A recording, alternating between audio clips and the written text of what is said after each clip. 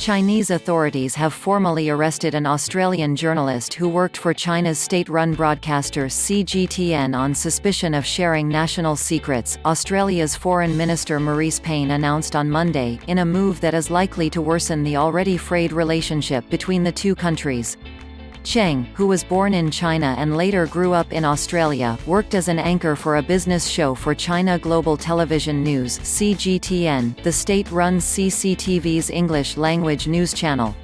According to her now-deleted profile on CGTN's website, Cheng worked for CNBC for 9 years prior to joining the state-run channel.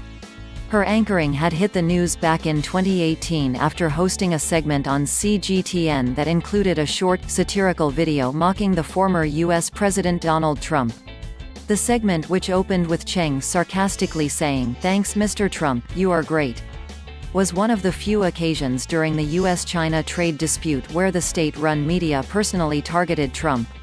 The video though was taken down from CTGN's official YouTube and Twitter pages soon afterward. Beijing has so far publicly offered no details about the reasons behind Cheng's arrest. Following her detention last year, a foreign ministry spokesperson said, "China is a country under the rule of law, and we will act in accordance with the law."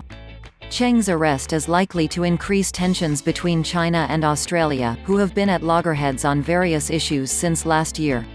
Ties between the two countries have worsened as Canberra has tried to limit Beijing's attempt to build influence on Australian soil, taking advantage of Australia's large population of Chinese migrants. In April, Australia called for an independent international inquiry into the origins and handling of COVID-19, a move which angered the Chinese government, who saw it as an effort to target them. Beijing then retaliated with sanctions targeting billions of dollars worth of Australian exports to China.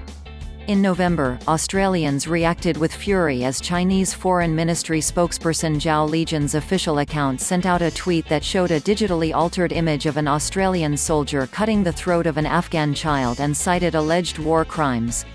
Australian Prime Minister Scott Morrison demanded an apology and added that the Chinese government should be utterly ashamed of the post.